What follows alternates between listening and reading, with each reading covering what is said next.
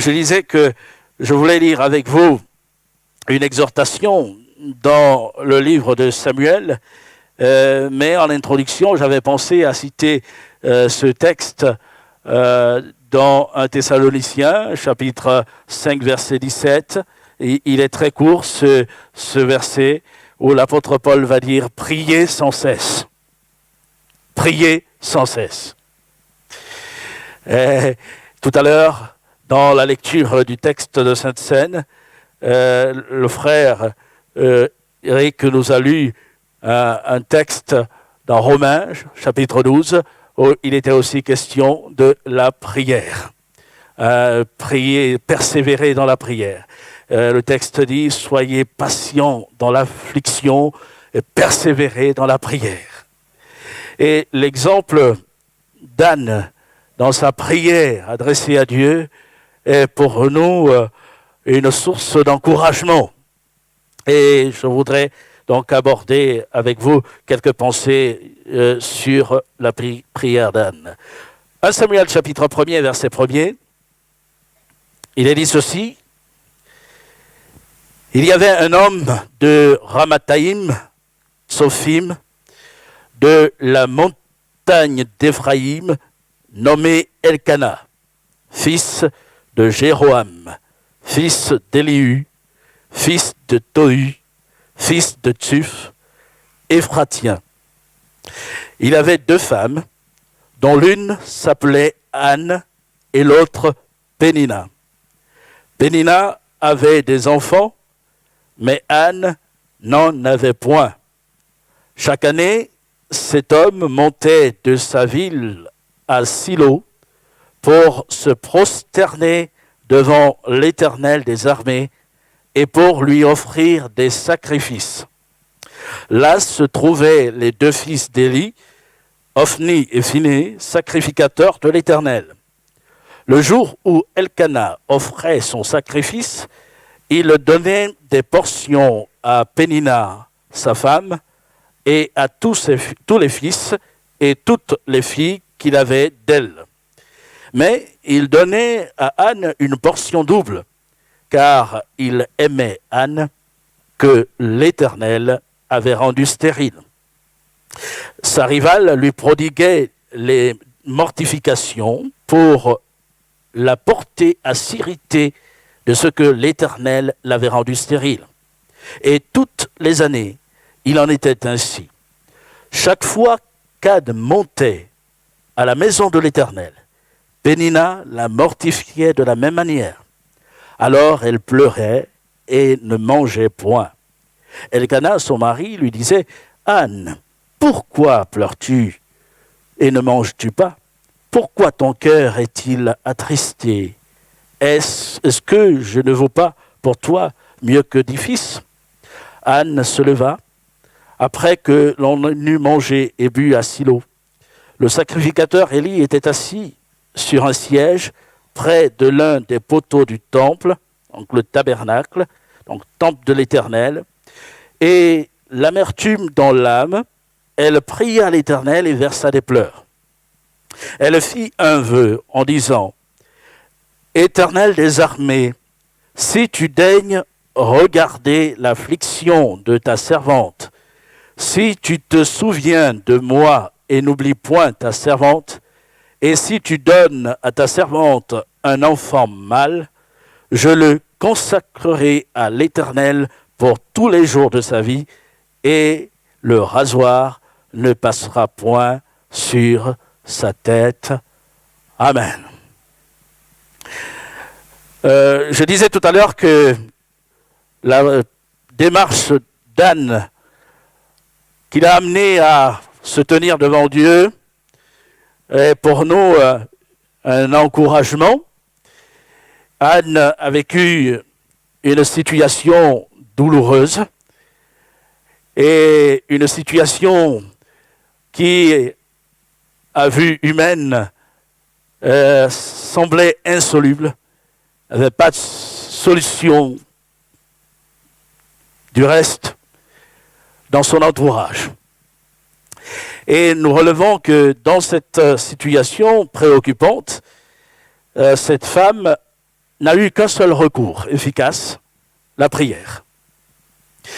Cela m'amène à dire qu'il y a dans notre parcours des situations qui ne vont trouver de solution que par une démarche de prière d'un cœur qui va s'approcher devant Dieu, un cœur qui va se répandre et s'ouvrir devant le Seigneur. J'ai intitulé le message de ce matin « Une prière et 3 facettes encourageantes ». Une prière, une seule prière, mais 3 facettes, 3 caractéristiques qui vont nous encourager, nous édifier. Et je voudrais souligner la première, c'est que la prière d'Anne est une prière qui affranchit, une prière victorieuse, qui conduit à la victoire. La victoire, non pas vis-à-vis des autres, même si, et vous avez compris que dans ce rapport de tension avec Pénina, il y avait besoin qu'Anne s'affranchisse donc des mauvaises intentions de Pénina. Nous allons voir que la victoire, elle l'a remportée déjà face aux mauvaises intentions et aussi à ce qu'elle pouvait ressentir elle-même au plus profond de son âme. Une prière qui engage, prière de sacrifice. C'est le deuxième point. Et puis, troisième point, une prière qui enfante. Parce que la naissance de Samuel est liée à cette démarche de prière. Dans ce qu'elle a vécu, Anne a épanché son âme devant Dieu, son cœur vers le Seigneur. Et l'Écriture précise plus loin qu'elle restait longtemps en prière. Verset 12, nous n'avons pas lu, mais et comme elle restait longtemps en prière devant l'Éternel, Élie observait sa bouche, Anne parlait dans son cœur et ne faisait que remuer les lèvres, mais on n'entendait point sa voix. C'est vraiment son cœur qui s'élève vers Dieu et elle est dans cette présence de Dieu. Et elle n'a de recours que Dieu seul. Et on peut dire que la présence d'Élie à ses côtés importe peu, mais elle est face à son Dieu, cœur à cœur. Et donc, dans cette position où le cœur va s'ouvrir à Dieu, va se pencher vers Dieu, Anne va remporter une grande victoire. Une prière qui affranchit. De quoi? Une prière qui affranchit premièrement de la tentation fomentée par Pénina. Il est dit au verset 6, sa rivale, autant pour moi, lui prodiguait des mortifications pour la porter à s'irriter de ce que l'Éternel l'avait rendu stérile. Et je souligne pour la porter à s'irriter. S'irriter contre qui?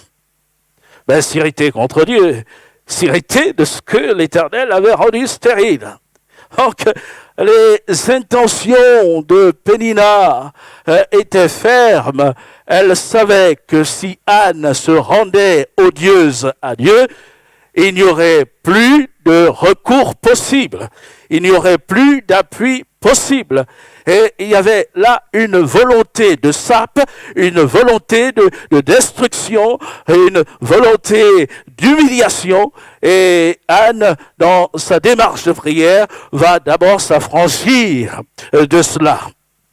Et c'est vrai que cet aspect de sa prière nous fait penser à d'autres personnages de l'Écriture qui se sont trouvés là face à une oppression importante et aussi à des ruses du diable. Je pensais notamment au propos de la femme de Job, qui va au cœur même de la tourmente, de l'épreuve, dire à son mari, maudit Dieu et meurt. Maudit Dieu. Elle veut pousser son mari à se révolter, à se retourner contre Dieu. Bon, certaines versions traduisent bénis Dieu et meurt. Hein? Mais dans le fond, ce sont les traducteurs qui, en recopiant, n'ont pas voulu mettre le mot maudire, hein, chez les Hébreux, maudire à côté de Dieu. Parce que pour eux, c'était inconcevable de dire maudit Dieu. Alors ils ont traduit bénis Dieu et meurt. Mais la pensée derrière était effectivement d'amener Job à se redresser contre Dieu. Et Job répondra à sa femme, tu parles comme une femme insensée. Quoi? Nous recevons de Dieu le bien, ne recevrions-nous pas aussi le mal? Bon, je souligne que sur l'épreuve de Job, Dieu n'était pas l'auteur. Hein? L'auteur du malheur, il y avait bien une démarche du diable, de Satan, pour détruire cet homme. Et on relève bien aussi ce que Satan a dit devant Dieu, je suis sûr qu'il te maudit en face. Ne l'as-tu pas protégé, lui, sa maison? Voici, ses troupeaux couvrent le pays. Tu as béni l'œuvre de ses mains. Mais touche à ce qui lui appartient, et je suis sûr qu'il te maudit en face. Touche à son corps, peau pour peau, dira-t-il plus tard. Et il continuera dans la même pensée, et je suis sûr qu'il te maudit en face. Et quand on retrouve ce propos dans la bouche de Madame Job, maudit Dieu, on comprend que il y a là l'œuvre de celui qui veut pousser Job à la perte, à se dresser contre Dieu, à s'irriter contre Dieu de tous les malheurs qui lui arrivent. Et je reviens à Anne, il y avait ce dessein destructeur. Et nous avons, comme Anne, à faire face à un ennemi, l'ennemi de nos âmes. Nous le savons fort bien, mais il est important de se le rappeler. Et dans ce combat dans lequel nous sommes engagés pour garder la foi, nous devons combattre avec des armes spirituelles. Et j'ai tenu à faire une révision avec vous en lisant simplement un texte dans Éphésiens où l'apôtre Paul nous met en garde et nous exhorte aussi à mener le combat de la foi, un combat qui s'inscrit dans la marche quotidienne. Éphésiens chapitre 6, verset 10, Paul va dire « Au reste, fortifiez-vous dans le Seigneur et par sa force toute puissante. Revêtez-vous de toutes les armes de Dieu afin de pouvoir tenir ferme contre les ruses du diable. » On peut s'arrêter là et faire le rapprochement, le parallèle avec ce que Anne pouvait vivre en présence de Pénina. Il y avait là des ruses. Une ruse pour l'amener à se monter, à se dresser contre Dieu.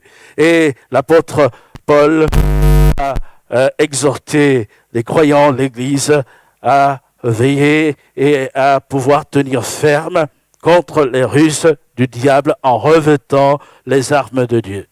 Il ajoute, car nous n'avons pas à lutter contre la chair et le sang, mais contre les dominations, contre les autorités, contre les princes de ce monde de ténèbres, contre les esprits méchants dans les lieux célestes. C'est pourquoi, prenez toutes les armes de Dieu, afin de pouvoir résister dans le mauvais jour et tenir ferme après avoir tout surmonté. Tenez donc ferme, ayez à vos reins la vérité pour ceinture, revêtez la cuirasse de la justice, mettez pour chaussure à vos pieds le zèle que donne l'évangile de paix, prenez par-dessus tout cela le bouclier de la foi, avec lequel vous pourrez éteindre tous les traits enflammés du malin. Prenez aussi le casque du salut et l'épée de l'esprit qui est la parole de Dieu. Faites en tout temps, par l'esprit, toutes sortes de prières et de supplications. Veillez à cela avec une entière persévérance. Amen. Gloire au Seigneur. Je relève ici bien des choses. Premièrement, il ne faut pas se tromper d'ennemi. Il ne faut pas se tromper d'ennemi. Paul va dire, nous n'avons pas à lutter contre la chair et le sang. Et les hommes ne sont pas nos ennemis. La chair n'est pas notre ennemi. La chair, en tant qu'homme, être humain, je veux dire, n'est pas notre ennemi. Et je voudrais peut-être dire à quelqu'un ce matin qui se trouve dans la situation d'Anne, qui s'entend faire des réflexions dans son entourage, peut-être même par la personne qui lui est le plus proche, son mari, sa femme, ou même des enfants, et qui est là comme exaspéré par tout ce contexte. La chair n'est pas ton ennemi. Il ne faut pas se tromper d'ennemi. Les hommes ne sont pas nos ennemis. Nous n'avons pas à lutter contre la chair et le sang. Mais il y a derrière ces intentions malveillantes de l'ennemi de notre âme qui veut nous perdre, qui veut ta ruine. Je relève dans le propos de Paul ce deuxième point dans le combat qui se présente devant nous. Nous ne pouvons triompher qu'avec les armes de Dieu. Non pas nos propres armes, non pas des choix humains, mais des armes de Dieu. Et Paul va énumérer ces armes de Dieu. Il va parler de la vérité, être là, soutenu par la vérité. Il va parler de la justice, non pas notre justice humaine, mais la justice qui s'obtient par Jésus-Christ, par son sacrifice, son sang qui a été versé pour nous. C'est lui qui nous justifie, la justice de Dieu, et qui nous donne de marcher dans sa justice, sa sanctification. Paul va parler du zèle, le zèle que donne l'évangile de paix. Soyez fervents d'esprit. Vous a-t-il été rappelé ce matin? Ayez du zèle et non de la paresse. Et nous voulons revêtir cette arme de Dieu que donne l'évangile de paix. Paul va parler du bouclier de la foi. La foi est une armure qui nous amène à résister aux assauts de l'ennemi. Résistez-lui avec une foi ferme, dira l'apôtre Pierre, sachant que les mêmes souffrances sont imposées à vos frères dans le monde. Et donc cette foi qui nous donne d'être fermes. Le casque du salut, l'espérance du salut. Je suis sauvé. Christ m'a délivré. Il a pardonné mes péchés. Je suis devenu enfant de Dieu. Et j'attends son retour, son avènement. Il paraîtra. Et bientôt, très bientôt, je serai auprès de lui, enlevé auprès de lui. Et cette espérance du salut ne doit pas nous quitter et ne doit pas s'envoler, mais nous voulons être ancrés en cela, avoir des certitudes. Et Paul va parler de l'épée de l'esprit, la parole de Dieu. Ne point nous séparer de la parole du Seigneur. Qu'elle reste attachée là à notre main, à notre cœur. et qu'elle nous donne d'avancer dans les voies de Dieu. Donc, les armes de Dieu. Oh, tout cela est à détailler, on peut les considérer une par une, mais cela n'est pas le propos ce matin. Mais je relève dans l'exhortation de Paul une chose, c'est que toutes ces armes ne seront efficaces que dans une attitude de prière constante et persévérante. Paul, après avoir énuméré les armes, va dire « Faites en tout temps par l'Esprit toutes sortes de prières et de supplications. » Et il dira « Veillez à cela avec une entière persévérance. » Et il ajoute « Priez pour tous les saints. » Littéralement, quand il dit faites en tout temps par l'esprit, ce n'est pas un impératif, c'est un participe présent. Après la longue énumération des armes, il va dire faisant en tout temps par l'esprit toutes sortes de prières. Donc les prières sont véritablement liées au combat et aux armes, à la portée des armes qui ont été mentionnées. Et c'est à cela aussi que nous voulons nous atteler, avoir cette arme qu'est la prière et prier constamment, nous tenir devant le Seigneur.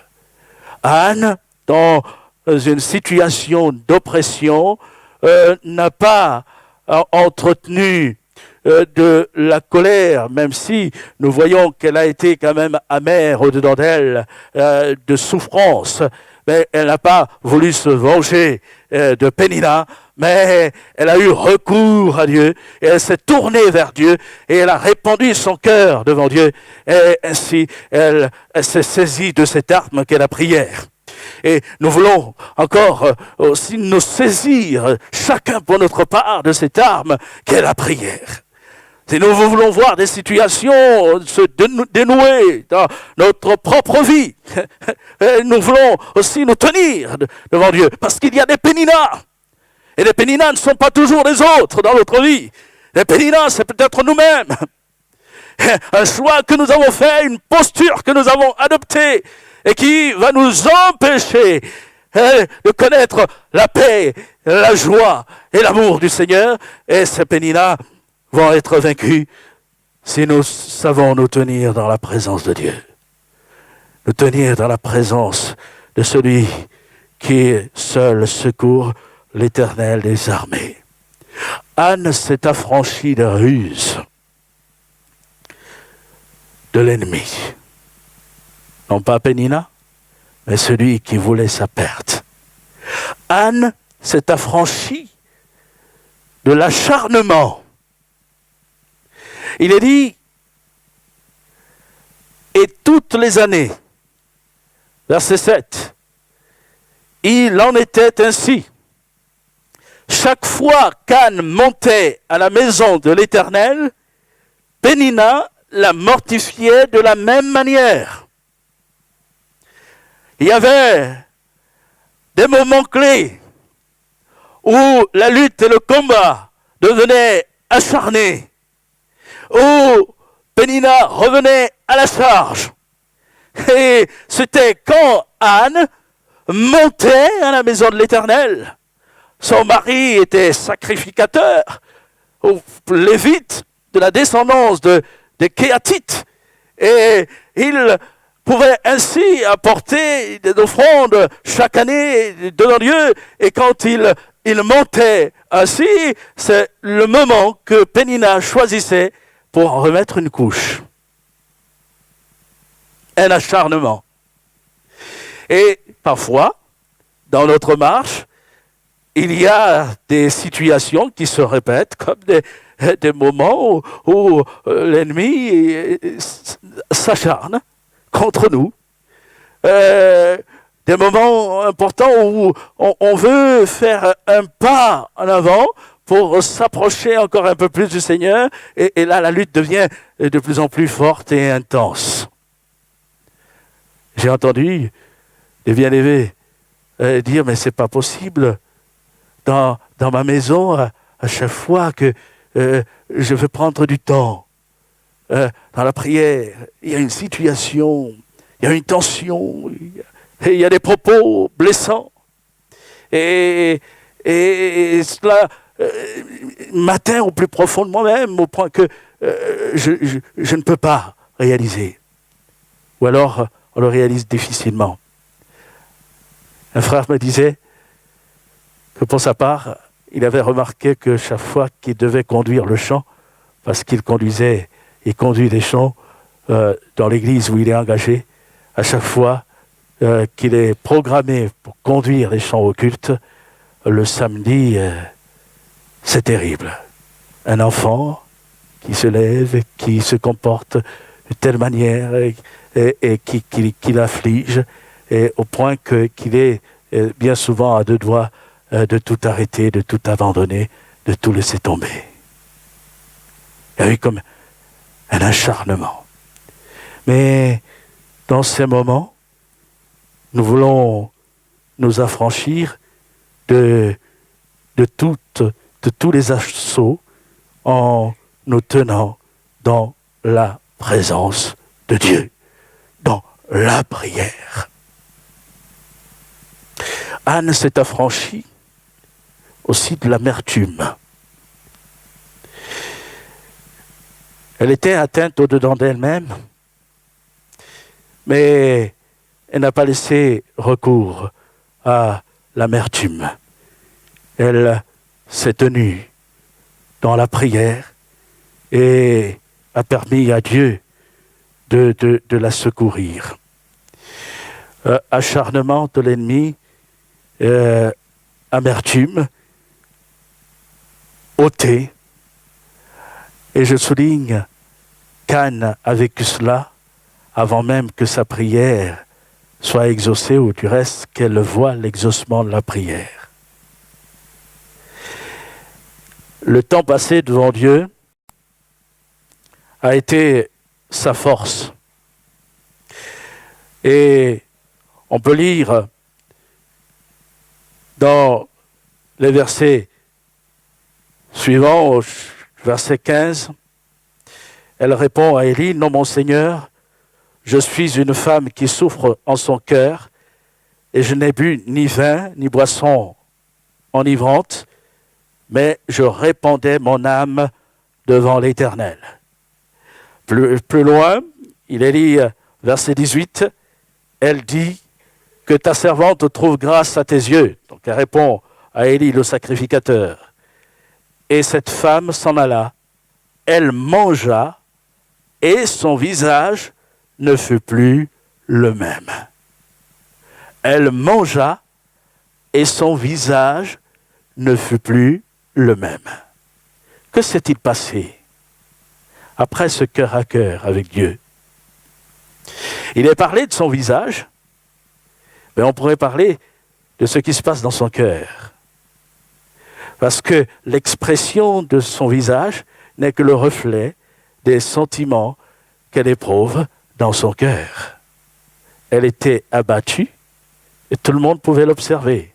Son mari pouvait voir qu'elle était abattue, qu'elle était triste et amère. Et après ce cœur à cœur avec Dieu, elle se relève et il sera dit, elle mangea et but et son visage ne fut plus le même. Le Seigneur a répandu sa paix dans son cœur, dans le cœur d'Anne. Et ce matin, je voudrais nous encourager à nous affranchir aussi de tout sentiment d'amertume, parce que il y a bien des prières qui demeurent inexaucées du fait qu'on a été pris comme dans ce filet de l'amertume, et il y a des sentiments qui n'honorent pas Dieu dans notre cœur, dans nos cœurs, et tout cela constitue une barrière dans la marche, une barrière entre Dieu et nous, et un obstacle, un poids. Dans l'Épître aux Hébreux, chapitre 12, verset 15, il nous a dit ceci, « Veillez à ce que nul ne se prive de la grâce de Dieu, à ce qu'aucune racine d'amertume poussant des rejetons, ne produisent du trouble et que plusieurs n'en soient infectés. Veillez à ce que personne ne se prive de la grâce de Dieu. Anne veut dire grâce. Grâce de l'Éternel. Et Anne, qui portait en elle ce témoignage de la grâce de Dieu, a été la prise au plus profond d'elle-même parce qu'il touchait son âme. Et il y a eu cet effet de l'amertume dans son cœur. Et il a fallu qu'elle s'en dégage. Et dans la présence de Dieu, elle a eu son secours. Et elle a recouvré la paix. Et son visage n'a plus été le même. Et dans bien des combats, des luttes, situations peut-être compliquées qu'on traverse, la paix, elle se trouve là, dans la prière. Et nous voulons encore contempler la grâce du Seigneur. Nous voulons être chacun, pour notre part, comme Anne dans sa démarche. Et pouvoir ainsi revenir au pied du Seigneur et obtenir la guérison, obtenir la victoire et obtenir cette paix pour nous-mêmes, mais cette paix aussi qui se reflètera autour de nous, qui se reflètera dans nos foyers, dans nos maisons. Et on peut, en partageant cela, penser chacun pour notre part à des situations qui nous touchent dans nos foyers et prier encore. Oui, dans ce que tu traverses, dans la tourmente qui s'est élevée dans ton foyer, sache et comprends que tu n'as pas à lutter contre la chair et le sang, mais que ta victoire, elle est là auprès du Seigneur, celui qui a dépouillé toute domination, toute autorité. L'apôtre Paul dit aux Colossiens, et parlant de Christ, il a dépouillé les dominations et les autorités. Il les a livrées publiquement en spectacle, en triomphant d'elles par la croix. Notre victoire, elle est là, dans ce cœur à cœur avec le Seigneur, remportant la victoire sur nos vies et nous donnant de mesurer encore une pleine grâce par lui. Que son nom soit béni. Je me suis mépris. Je voulais aborder tous les points ce matin, mais je vais m'arrêter là. Et nous aborderons les autres points par la suite. Mais que ce matin, nous puissions encore lever notre regard vers le Seigneur. Dans le psaume, je termine par cela, le psaume 50, verset 15, c'est un psaume d'Asaph.